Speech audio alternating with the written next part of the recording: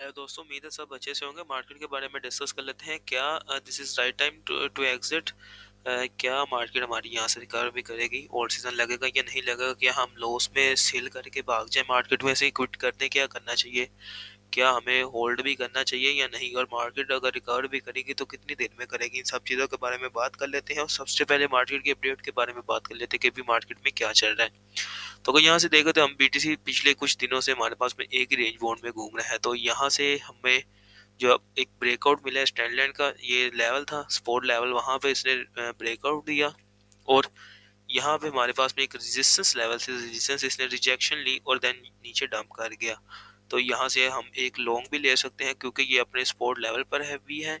और यहाँ से अगर नीचे से भी हम देखें तो ये एक ट्रेंड को फॉलो कर रहा है। तो इन सब चीज़ों के अकॉर्डिंग आप बीटीसी में करंट मार्केट प्राइस से भी हम लॉन्ग ले सकते हैं। हमारे पास में बीटीसी ने एक अपसाइड ट्रेंड को फॉलो किया। यहाँ से अगर हम देखें तो एक ट्रेंड लाइन को भी फॉलो कर रहा है। तो इसके अकॉर्डिंग भी बीटीसी का फर्स्ट ईपी कितना होगा? फर्स्ट ईपी हमारे पास में यही तक का होगा जिसने रिसेंट हाई लगाया। देन आप होल्ड करके तो एसएल ट्रेल करके 1,20,000 और 1,02,000 1 लाख तक का हम इसमें होल्ड कर सकते हैं। अगर थीरियम की बात करें तो थीरियम हमारे पास में क्या करे, थीरियम काफी स्ट्रॉन्ग लग रहा है जैसा कि डिस्कस किया था पिछली वीडियो में। तो अभी अगर देखें तो थीरियम ने क्या किया कि थीरियम ने रिजेक्शन टेक किया फ्रॉम दिस रेजिस्टेंस।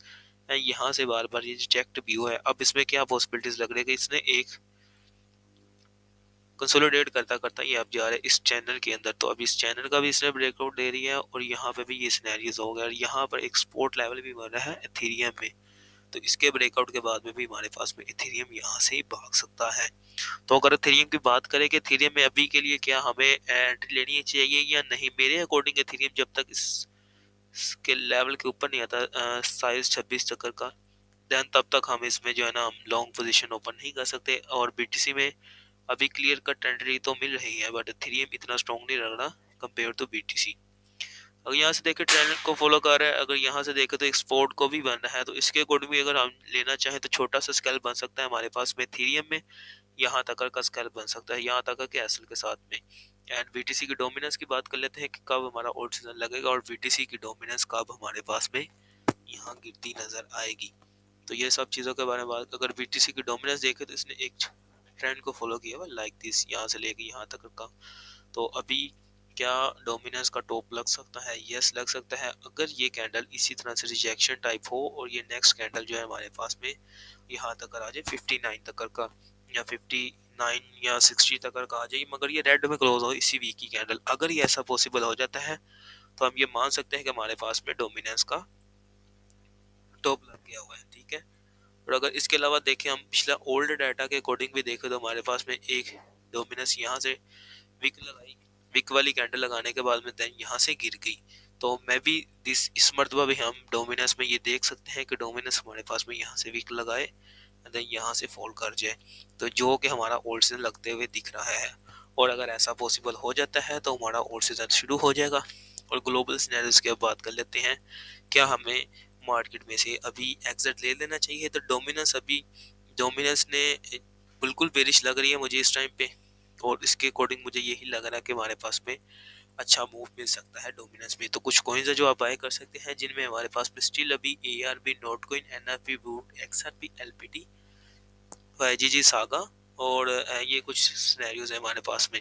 और अगर यहाँ पर देखें विकेस की तरफ से भी हमारे पास में बाइंग मिल रही है और ईटीएफ वालों की भी बाइंग मिल रही है हमारे पास में। इकोनॉमिक कैलेंडर को देखें तो इसके अकॉर्डिंग हमारे पास में कुछ ऐसे इवेंट्स आ रहे हैं जिनकी बना पर हमें काफी नजर रख रही होगी। फर्स्ट हमारे पास में यहाँ पर आ रहा है सीपीआई डाटा। सीपीआई डाटा देना देखना बहुत जरूरी होगा हमारे लिए क्योंकि एक्सपेक्टेड जो है हमारे पास में 2.6 है और 2.6 से अगर नीचे आया, सॉरी 2.9 है, तो अगर 2.9 से नीचे आया then it will be not good. और अगर 3 पॉइंट या समथिंग भी कुछ आया तो ये भी हमारे पास में ये रहा तो ये भी हमारे पास में अच्छा नहीं होगा। तो एक्सपेक्टेड यही है कि 2.9 भी आ जाए तो ठीक है, मार्केट ठीक रहेगी। अगर इससे कम आएगा 2.7 2.8 भी आ गया तो मार्केट यहाँ से रॉकेट हो जाएगी। अगर 3.0 भी आ गया तो मार्केट यहाँ से जो है ना वो बहुत गंदा गिरने वाली है। मगर जो ज्यादा सिनेरियो यही लग रहा है कि 2.9 हमारे पास में एक्सपेक्टेड हो सकता है। इसके अलावा हमारे पास में पीपीआई का डाटा है थर्सडे वाले दिन, फ्राइडे वाले हमारे पास में यहाँ पे डिटेलर और इसके अलावा एफओएमसी की स्टेटमेंट का भी सिनेरियोज। अगर ट्रेड एंड ग्रीड इंडेक्स की बात करें तो 37 पे अभी भी इन्वेस्टमेंट मार्केट में नहीं आए, मगर एक अच्छी न्यूज़ ये है कि हमारे पास में मार्केट कैप जो है ना वो बढ़ना शुरू हो चुका है। और उसके अलावा डोमिनेंस अगर देखें तो डोमिनेंस स्टिल वही एक ही जोन पे है। और अगर टोटल थ्री की भी बात करें, टोटल थ्री का भी मैं चार्ट दिखा देता हूँ। अगर इसमें भी देखें तो हमारे पास में एक अच्छा सा ब्रेकआउट आया है। टोटल थ्री, टोटल टू, ये दोनों ही मार्केट कैप है ओल्ड कोइंस की। तो इसके अकॉर्डिंग भी देखें तो हमारे पास में यहाँ पे गिरावट के बाद में अब ये पंप आया है और यहाँ पे पूरी पूरी पॉसिबल है कि हमारे पास में ये भी अब हमें रिकवर करता हुआ दिखे।